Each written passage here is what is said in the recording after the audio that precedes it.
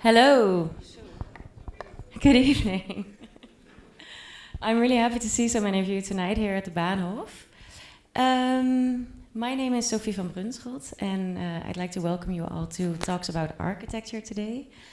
Talks About Architecture was already initiated more than 10 years ago by Robert-Jan de Kort and Sander van Schaik, both in the house today. And in over 10 years, we've already invited more than 20 international architecture offices to come speak to us in Rotterdam about their practice and their process.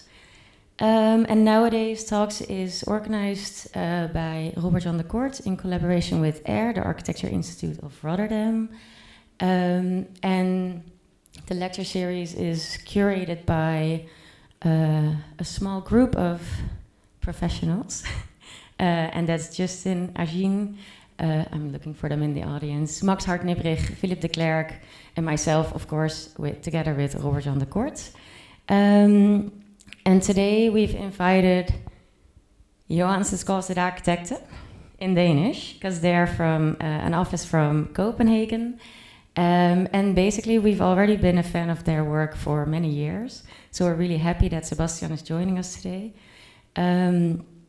Their projects are somehow at the same time super characteristic and unique, but also really familiar to everybody that uses them, and they're really firmly rooted in the context that they are built in. So we're super excited to learn more about their work. And Sebastian Skovsted is here today to talk to us about it, and after his lecture there'll be room for some questions, and if there's a lot of questions we can continue the questions at the bar downstairs. But for now, I'd like to welcome Sebastian to the floor. Give him a warm applause.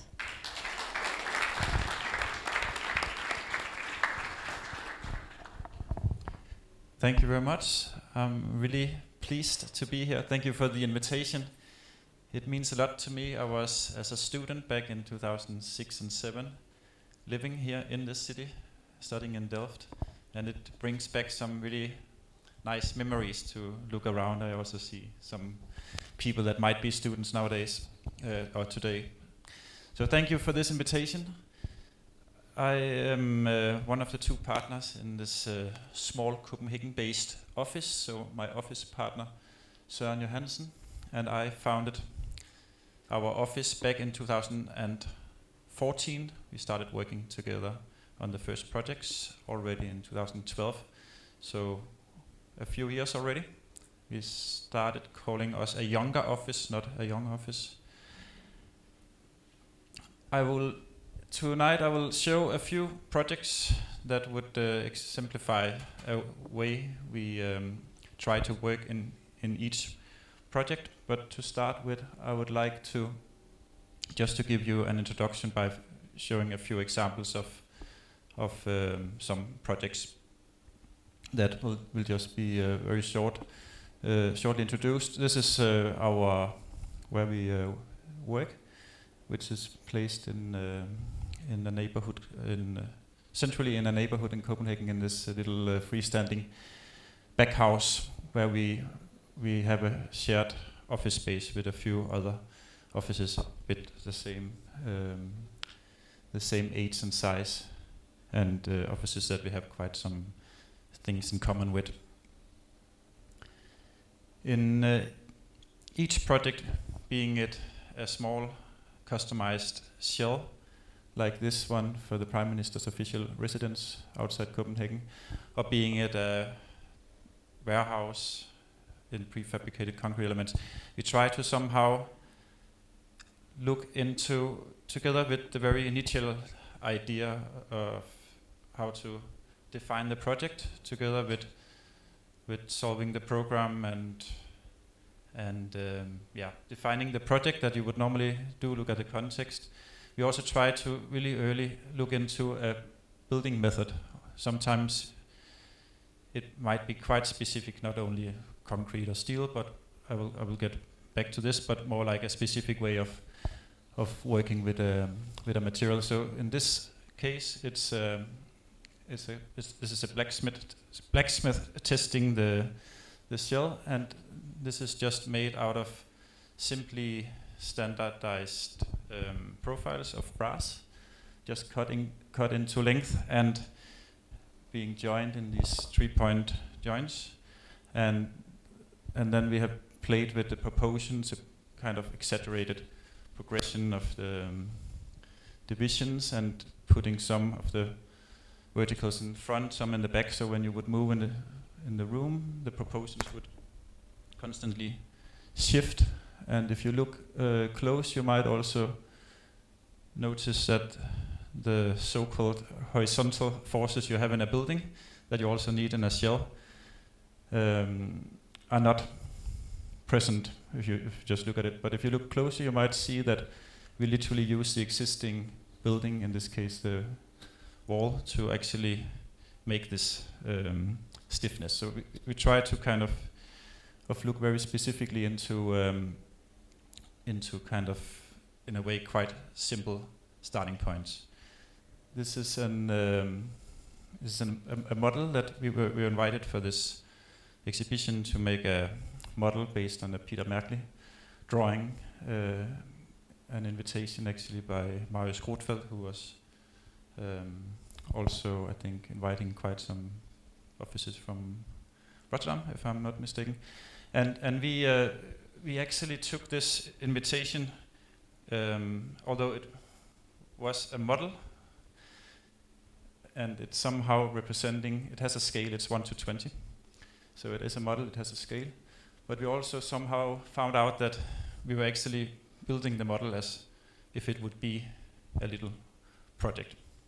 And so we cut these blocks, and because of the heavy top, we actually built it upside down. So what you see here is actually the model upside down. And if you see the final model, this is how it's possible to build in this size. So these blocks are literally just hanging, and that's possible because of the size. But if you would imagine this being 20 times as big, then you couldn't just glue these stones together, then they would collapse. So in that case, you would probably have some kind of canopy or some other things to fix this. But for us, in this scale, in this model, this was an interesting way of working with the structure and with the gravity and literally with the details. This is another example, one of our very first projects. It's a utility building in an inner courtyard, very typical Copenhagen housing block, where we made, for the maintenance budget, renewed, made it more green, changed it from more like purpose to make it more like a place for relaxation and not only for bringing the garbage down. But for this very low budget, we wanted to make this utility building more like a garden pavilion, or some kind of, looking more pleasant in a way. And literally in this, so we took this standard wooden structure on the inside out, and in this facade towards the rest of the courtyard, we introduced these mirrors to somehow extend the garden, and that's of course a very common way of hiding a building. But for us, it was very important to, on one hand, to have introduce these mirrors, but on the other hand, that it's obviously a building and plants growing up, and you have the lattice work. So what you see here is actually a full, like, mirroring facade. This was a cottage, a summer house that was rebuilt in a protected landscape. So it was a very kind of special assignment. So on one hand, we had to make approximately 100 years old building look like, so we had to make a completely new building look like an old building from the outside, but from the inside it was, so because the house was not listed, but it was in a listed area, both naturally and culturally. And it was originally this log house with the big beams and visible roof structure. And by making a new house with all the demands of insulation and what you need nowadays. Normally the roof spans would just be hidden within the insulation, and of course you could then add some extra spans. But here we found a specific insulation that is this hard insulation. So these are actually the roof spans, and also working with like these, like to compensate for the more like defined spaces in the old house to make larger openings, but then compensate with a kind of very clear shift in color and material. And this project, maybe it's worth mentioning, is made in a collaboration with Johannes Johannes, who's a Dutch architect settled in Denmark. And this is another project we made with him, more or less recently finished house where we, north of Copenhagen, where we tried to work with the typical brick, but in a different way. So cutting them and putting them not in a bund, making the you could say the shell of the building is made of these standard blocks with insulation in between.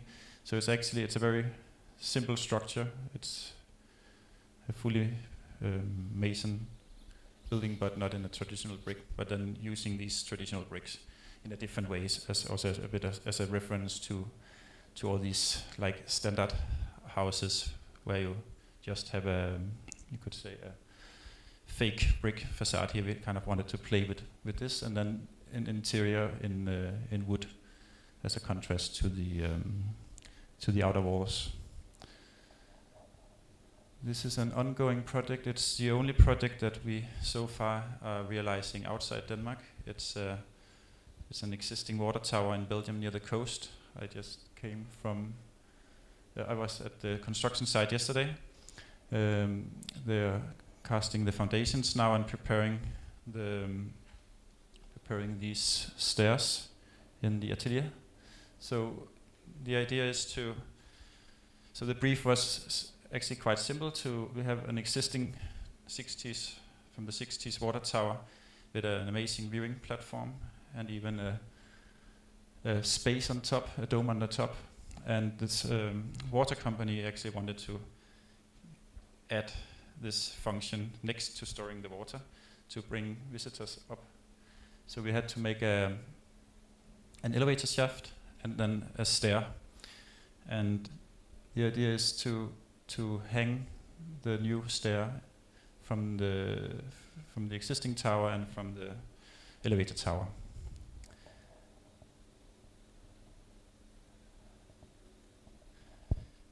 I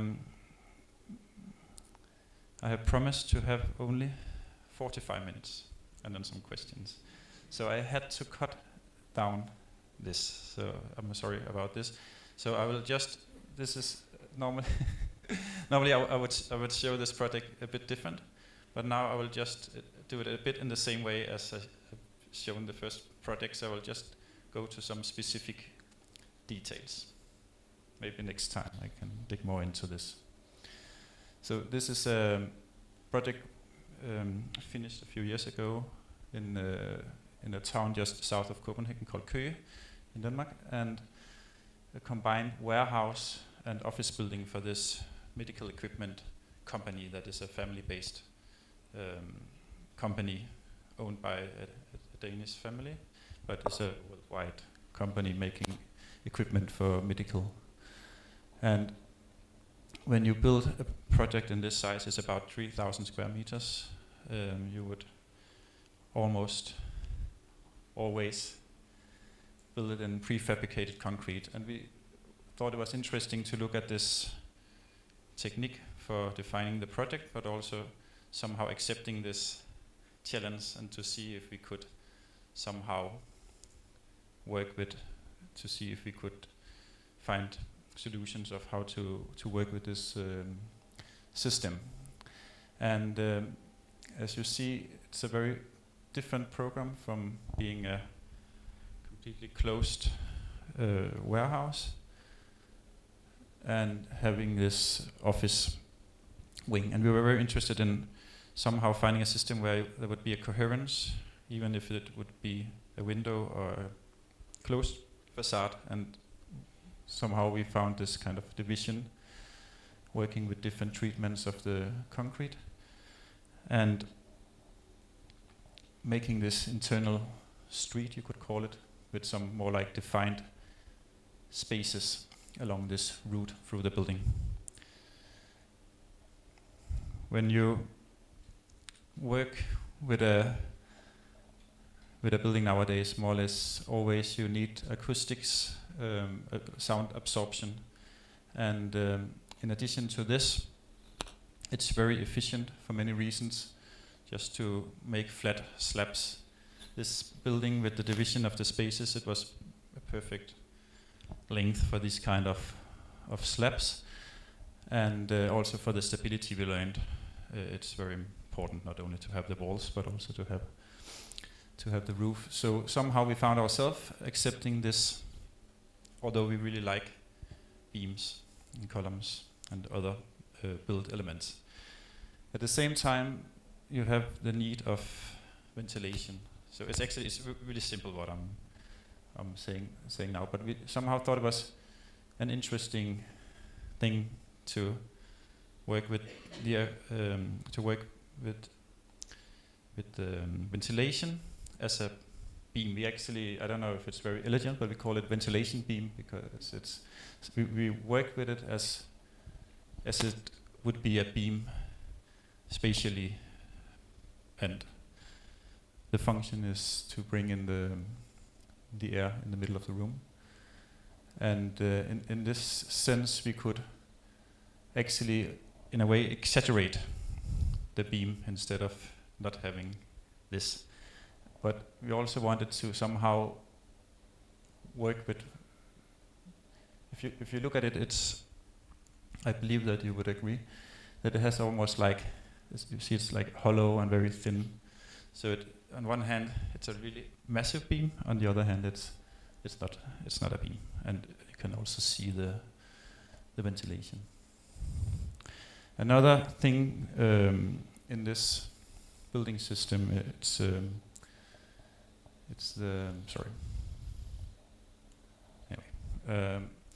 when you have these slabs, like super like standard, then you have these rather beautiful edges that you would obviously, normally you would not see them because, they would be hidden. But we had a series of roof lights, and we thought it was interesting to simply keep this beautiful little detail. And of course it's made, so here there's just one element or two elements missing, so normally you would just put them next to each other and pour to cast them together. So this form is purely made to be binding the elements together. But of course, when you have a roof light, you don't need this. And we even exaggerated, you could say, this detail by might see it to the right to kind of even bring back the side of this roof light. And although the building, it's always just one story high, but with different roof heights. And because of because you have the roof and insulation and all this, you actually have quite a high, so the side of the roof light is actually quite something, so you almost feel like you have a higher part of the space.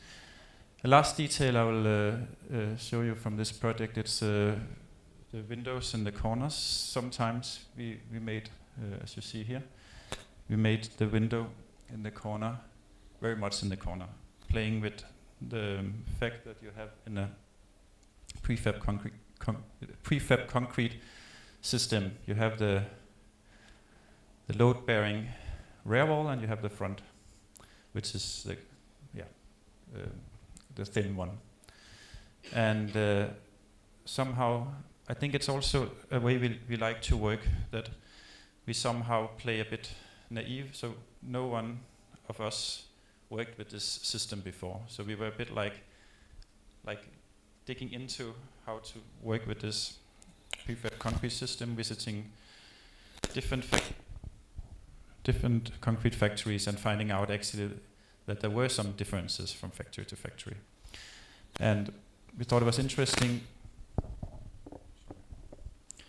We thought it was interesting to play with this idea of the thickness of the wall.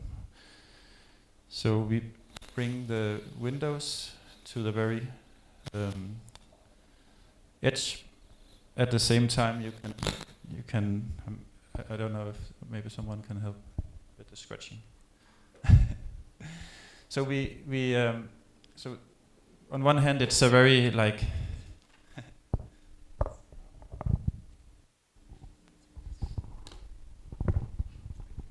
So on one hand, it's a very massive building, but we also like to play with the contrast. So on one hand, it's like a heavy concrete building. On the other hand, it's a very like fragile building. You also see it on the top with the detail. But especially here, you actually very clearly see the thick wall behind the glass, but you also feel this like fragility of a corner like this. So that's something we enjoy working with. And maybe last example, it's this coming back to what I started with, make like one, you could say one system for the facade being at the office wing or being at the closed warehouse, to have this kind of rhythm. Here you see the slim one in between the windows, and here it has turned into this is a garden, a courtyard, where it's just a column. So again, kind of trying to see how we can use a simple system in many different ways. This is our most recent project. It's the first time we are sharing it. It's a very small project for the Swiss Embassy in Copenhagen. They have moved into.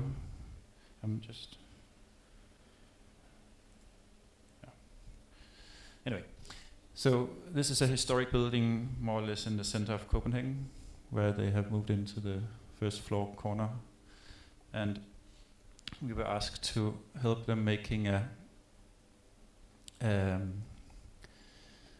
It's called a man trap in English, so the gate, the safety gate, and some other security issues, and some built-in furniture and others. So what you see here, it's I don't like this word, but it's called a man trap in English. So you can only enter through one door, and then it will close, and then the next door will open. So what you see here is actually it's a bulletproof little steel structure that obviously has some weight, and on this existing floor you cannot just put up a structure like this. So we found a way where you have the beam at the top that is connected to the load-bearing brick wall on one side and the other side, and then with L and T profiles hanging from this beam, and then again the bulletproof plates mounted on these profiles. So what you see here, it's actually a hanging structure. You could literally take out the whole floor and it would stay. But it's somehow not. Probably it wasn't the first thing you thought when you saw the image, but maybe you can see it if you know it. So it's, I don't know, but the intention is that it's not too outspoken, but that it somehow that is a kind of so why it looks like this is not a coincidence, but also in a way it has a bit of an abstraction, and maybe it's not too outspoken if you don't know it. Also, it has something to do with putting this structure inside this this room. We also felt it was an interesting way to kind of literally kind of bind it together with the existing. And we have these round arches in the building that we somehow so they are of course in the section, and we thought it was interesting in the plan, but when you have a space you would see it together. So we have a very big round interior window you could say, to get some light inside, and also referring to these I'm sorry about the quality, but again you see these forms together. And this is actually the opposite side of the so it's actually we see this as the fourth facade of the little mini structure that we built. And of course this is a door with security demands and fire demands and other things that are on one hand very different from this historic wooden door, but somehow refers to the new structure, and with this hand painted Swiss flag or shield. The interior counter, and again you see the existing beam and the new beam together, so trying to make a small kind of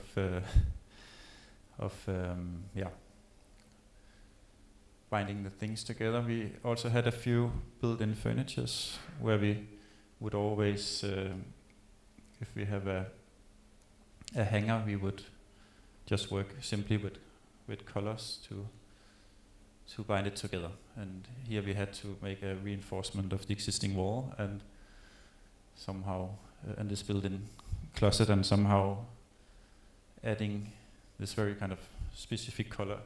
Just a few moments was somehow binding the different elements together.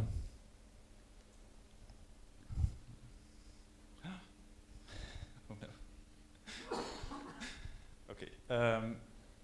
This is the first project that we finished, which was already finished, I think, nearly 10 years ago. It's a transformation of 3 existing pump stations along this river, Skjern, in Denmark, in the west of Denmark. The river was in the 60s, was changed, the run of the river was changed to gain some more fields, and very soon they found out that it was environmentally and also for the farming not a very successful decision. As part of this intervention in the 60s, they built a few pump stations that were left, and when it came back to its original run, an old natural area reappeared, and our brief was to make these 3 existing pump stations into facilities for all the new visitors that would come to this area. And quite early in the process we were fascinated by this concrete relief that was somehow, because they were built from engineers and very worn down from the 60s, and somehow these facades are a bit, you could say, irrational. It's not like purpose made, we still don't know the day of today exactly why they did it, but it was for us a very interesting starting point, and we actually made this survey without knowing exactly what it would lead to. Another aspect was to build in cold and wet weather, and we thought it was therefore it was interesting to work with the relief, but in a different material. So we made these new structures in simple wooden structures. So what you see here is the untouched existing building, and then the new wooden structure on the top. And we thought it was interesting to work with this like seamless and contrast at the same time. So when you would approach this building, you would maybe don't think at first glance that it's a new and an old, or you would maybe not even think what is wood and what is. But at the same time, you can see that it's not concrete. You cannot build concrete as fragile and as transparent. So somehow we thought it was interesting somehow to also change the perception of the existing building without actually changing it, but just by adding something that would change it. So somehow I would argue the left top almost looks more heavy like concrete than the concrete below, and playing with this was interesting. Also playing with proportions to kind of exaggerate. So this one was already a bit tall and slim, so adding an extra floor, a bit too tall maybe for what was needed, but somehow introducing a taller space on this one. Another aspect was these existing red brick gables that would, when you would move around in the landscape, the building would change. The appearance of the building would change quite a lot, and that would of course also make you aware of your own movement in the landscape. And we thought it was interesting to work with this in a smaller scale, so introducing a very present red color on some chosen selected some specific places, only painting the side of the wooden profiles. This is the smallest of the 3 pump stations, just one room where we, instead of building on top, we added a small structure next to it. And in this case, we wanted to see how far we could get from the relief. So in this context, it has maybe more an abstraction, or if you would just see this, maybe you wouldn't clearly recognize the relief, the rhythm, but somehow it's, for us, it's still like in this an element of this family of different versions we introduced. So this was also to cover this high voltage box and make a small platform, because it was very close to the existing river, so you would not need this height to have the view. This is the largest of the 3 pump stations, where we demolished a few elements inside, introduced a new stair and elevator, or a new lift inside, working with this color inside being more present, so have a full surface to protect these panels that would control the pumps and thereby also the water around you.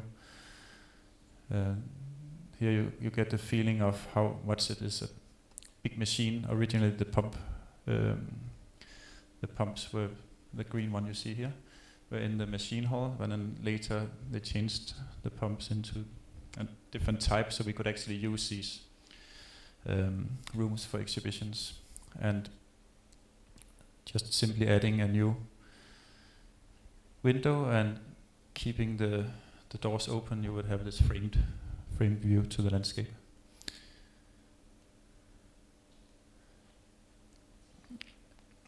Now we're back to the largest of the 3 pump stations, Pump Station North, where we have a combination of covered space and open space on the viewing platform. And we found out that it was quite important to somehow keep the corners of the volume and have this combination of covered and protected space. And by working with this wooden structure, we thought it was interesting to see if we could actually bring down one layer. So normally you would have a main structure and a substructure, you could call it the structure and the cladding. But here, in this case, with all the pump stations, the additions, they're actually one and the same. The main structure and the cladding, it's one and the same. So it's, in a way, it's a bit an exaggerated cladding, a bit too massive, you could say, too big profiles for a normal cladding, but actually being the actual main structure. So this was also something we could see in the way they were built and the budget. So it was actually like simplifying the whole building process, and also something that we think is really interesting to see how much we can cut down to just what is needed. So it's a question of resources, but also it's a goal we have in all projects to see how little we need.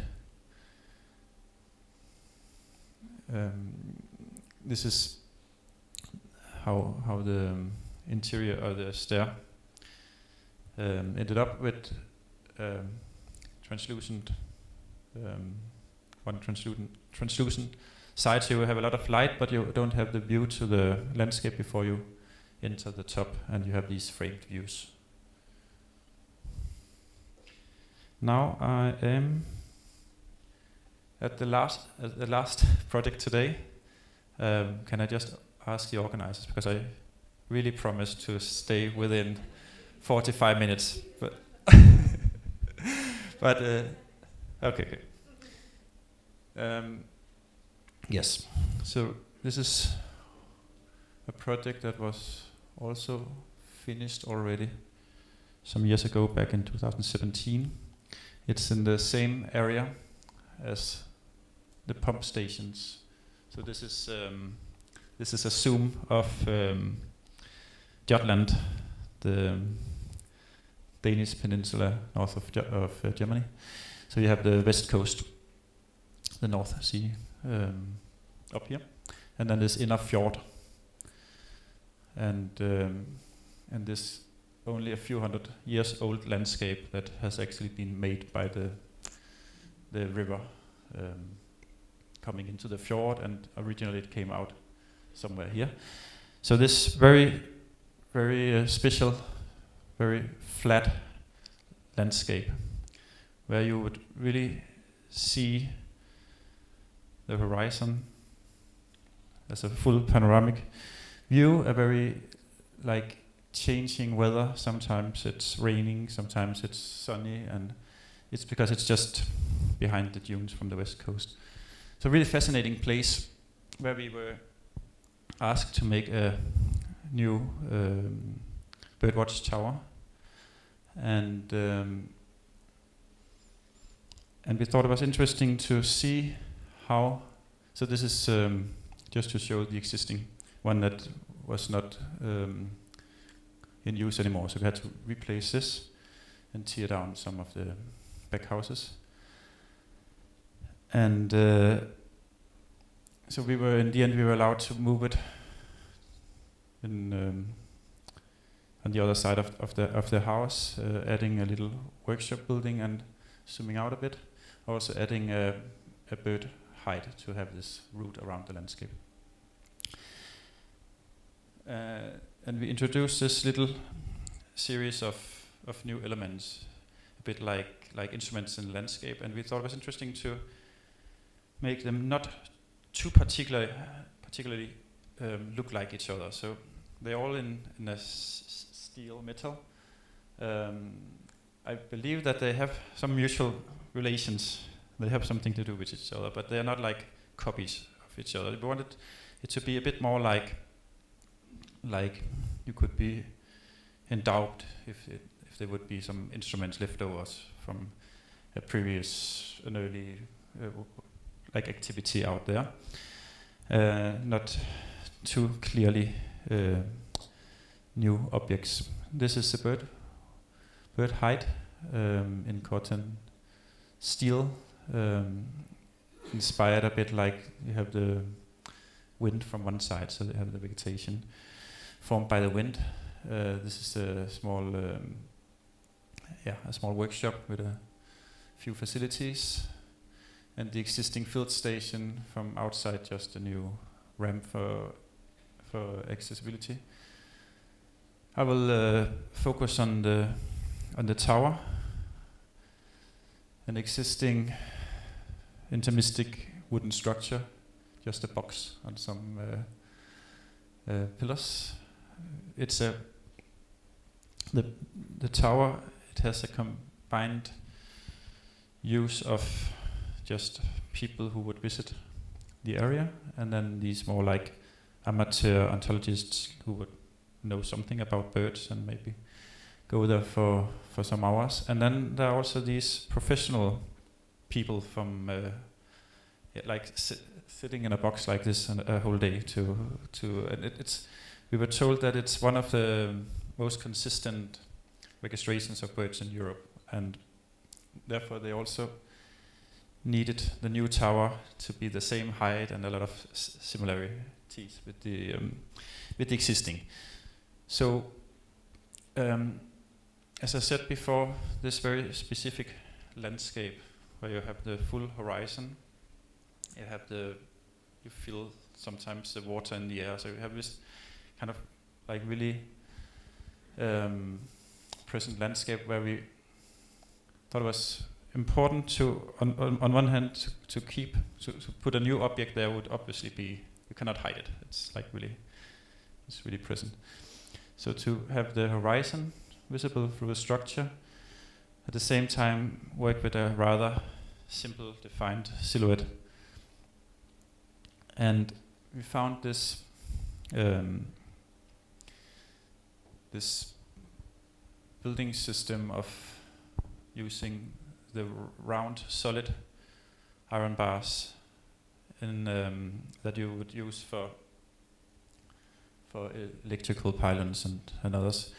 Very often you would see these ones in L profiles. I don't know how it is here in the Netherlands, but it's quite a big difference if you have the round profiles or the L profiles, because the shadow is completely different. And we found an interesting play with the light, where it becomes more soft, and in a way it appears more fragile, because you even see it on this photo actually. So because of the profile, and that was a starting point for the whole design. So we found a local factory specialized in this building system, and then we kind of found out how big an element can you weld in the atelier and put on site later. It has also to do with the galvanization. When you put it in the galvanize it, you have a maximum size. This is an early sketch where everything was open, and a bit more like long and narrow version. We were later told that the top would need to be somehow closed off to have this telescope. So we worked with these, like how much you can navigate, follow a bird on a very long distance, and therefore we have these. So it's a triangle. The plan is a triangle, but you actually have on the very top you have no columns in the corners, so you have a better panoramic option. The tower is made of these elements. So there are 3x4 sliding doors at the top. They're the only ones not solid because of the weight. And then it's made of these 5 different sections. Each section is getting a little bit wider each time, and to have the same inclination on the stair, it's also becoming a little bit higher. And then you see the different positions of the sliding doors. So the very top, the roof, it's made of these 10 millimeter with the corners bended to have to work as a beam in the middle, and also on the around the roof, but it's not only a beam, it's also somehow a lid kind of keeping everything together. With the sliding doors, and then these interior wind shields that will protect the telescope from the wind. That can be put into different positions. Here you see the column is not on the corner column is not present on the very top. And we somehow actually liked this challenge to put a closed top. So actually walking in the landscape where you're down, and then being in the landscape, getting into this space, and then open the door and look back in a different way, and then have a framed view. We also thought it was interesting to work with this kind of, in a way, this contrast of very pragmatic and also to add something extra. So the top is actually much higher than you might need it. So we thought it was interesting to almost exaggerate the space on the top. So we have a lot of very optimized solutions, you could say, and then this almost like extravagant top. It's a combination of the vertical and diagonal round solid bars, and then these the flat steel that connects each element. And because of the detail that each section is a bit larger, we actually have, if you look at the bottom of the picture, we have a small shadow. We really tried to work with the fragility, with the presence of the tower in the landscape. And this actually, it's 25, 10 and 25 millimeters. So it's actually working as a beam of 6 centimeters, 60 millimeters. That is structurally necessary, but actually it's consisting of the different elements put together. And one of the benefits is actually that the columns are not on top of each other. So normally you would have this plate at the bottom of the column, and then you would have the bolts, and that would actually change a lot the appearance in the silhouette. So we had the chance so we have the bolt, but we don't have the nut. We just threaded the hole. So each section made of 4 elements, here blending in with, these are from the tower, these are from something else. And even the stair is a part of the structure, so the stair is equally to a diagonal connecting the inner and the outer core. We have a 50 millimeter diameter in the corners. The thickest vertical columns are 65 millimeters, and then we have all these 22 millimeters, all the small ones you see. When you just look at it, you might look at it as very thin columns, but the structure, so they have a double function. They work as balustrades, so people won't fall down, and they're only present when you have a situation where you walk. But they actually also are a very important part of the structural system. So they actually take the tension forces. So you have the compression forces and the tension forces, and that means that when, for instance, when the wind would blow on one side of the tower, then they would actually help the structure to not bend over. And because of this, the very bottom, you actually have a beam under terrain that, this is from the Indian here, so that actually helps this flat steel of not being pulled up by the forces of the wind. So it's a bit like, you should imagine you have you often see towers like a big, and then platform, and then you would have like wires, and it cannot fall down because the wires would keep it up. And that's a bit the same system with this tower. It's just not very, at the first glance, it's not very outspoken. But actually, that's how it works. So what you see here is it's a structure where everything is part of the overall structural system, and even the handrails are taking part of the calculations of the engineer. And because of this, there's this coming back to the idea of the instrument. Because it's this steel in a tension, you could say. It's like it has a purpose structurally, and there's almost always a bit of wind in the area. So if you would put your ear next to the structure, you would actually hear a sound. And we had an exhibition a few years ago where we worked together with an artist, where he actually, with contact microphones, recorded this really beautiful sound. It's almost like bells, with small pieces like the sliding doors moving a little bit in the wind. And then you have this this very beautiful, very specific sound that was brought back in this room by speakers also working with the windows in the atelier or in the exhibition space. A few years ago, we were invited again, another time by Marius Rothfeld for this publication that maybe some of you have seen, where we were asked to.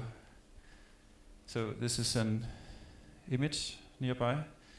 We took over, so I think, if I'm not mistaken, I'm pretty sure that here someone already played a bit with the existing, and we were asked to take over the photograph, and we added this. Thank you very much.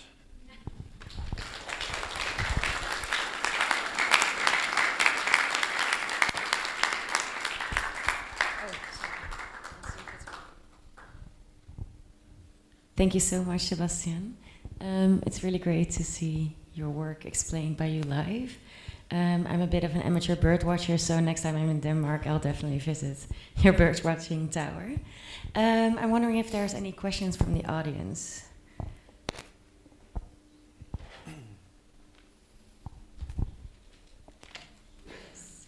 Hello. Oh, yeah, I had them fast. Okay. I need my glasses. I have a question. Thank you very much for the nice lecture. I learned a lot. You started with, you said something like you're deciding on the building method, and you showed us the ventilation beam and what we call the kanaalplaat in Dutch, the detail of the edge of the floor, which is very smart and fun and quirky even. My question is this: would you stick to this building method first? Sorry. If you're not building a cultural building in nature, but more like a commercial residential building in a context. I mean, in context as in a city and in financial context and that stuff. Yeah, thank you very much. If I understand your question correctly, you ask if it's more relevant with this method, if it's for instance, a freestanding object in being very present in a landscape, than if it would be a infill in a city. Is that more or less? No. No, sorry. Okay, I try to be more clear. So, as I understood, but maybe I did not understand it right, you look really to the method how you build your buildings, and that was very clear. It's very nice and beautiful.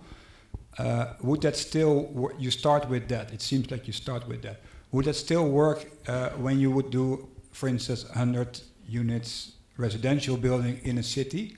Would you still use that method, so first building method and then maybe something else? Yeah. Okay. It's also when you talk about when you're an architect practicing and you try to put words on your work, I could also have told many other stories, because of course it's not just about looking at a building method and that's what it's all about. So this is of course one aspect amongst a lot of aspects. So I could imagine that let's say we would have the chance to build a residential building in a city context, then there would be a lot of things of course that would take our attention. But I would say that it would be really interesting if it would be possible to also look into this, but it's not like a dogma. It's not like we can only do this. It's just a kind of way also to get started. It's a bit like you could almost call it a context. If you, let's say, if you have an idea of how you can build it, you have more than just a white paper. Yeah. Any other questions? Don't be shy, we have some time. I think many questions will come maybe after we've had a drink at the bar downstairs. Ja. Wacht even, dan breng ik de microfoon.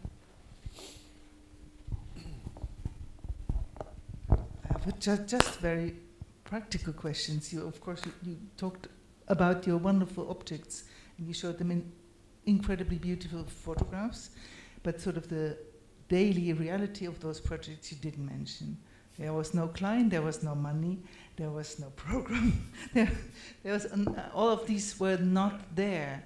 But could you, of course, they are there, and that you will have to consider them. But could you give us a little bit, one glimpse of one of those projects, how sort of the daily troubles actually were, that somebody had to decide that he wants it, he finds you, he pays for all that stuff, and it's incredible that you can go so completely beyond these daily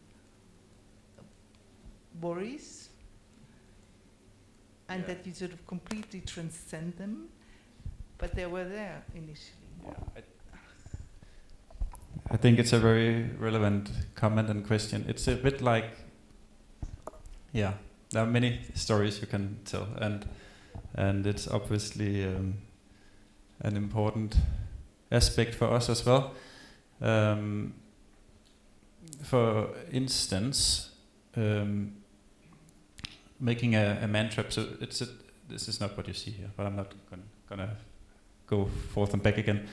Making this entrance for the Swiss Chancery in Copenhagen, it's like every time they would enter this office, their workplace, they would need to go through this man trap. So it's of course something for us, like how to, we really try to, instead of just accepting this demand as something that you have to live with, we aimed to somehow add a spatial experience by going through this. So you would have this like smaller room, but actually surprisingly high, even inside the man trap, and working with the light. And so I think that's one example, that by working with how it appears, how it's built, it also means in the end it's about how it's experienced, of course. And this is another example. So it's a very combined program. It's so the owners of this very like big company with departments around most of the world. They also have their daily life in this building, and they're the people working in the warehouse, and they all eat lunch together at this table every day. And this room works as this central gathering point for all these people using this building every day. So these are some examples that I didn't tell today, but are very present if you would go there. Thank you. It's also because we gave such limited time. Sorry. Yeah, this is this is an important story of this building, but was taken out. Sorry. So let's continue the conversation downstairs. The bar is open, and we can keep talking there. Sebastian, thank you so much for coming to Rotterdam and to share your work with us. It was a pleasure. Thank you. Thank you very much for your time.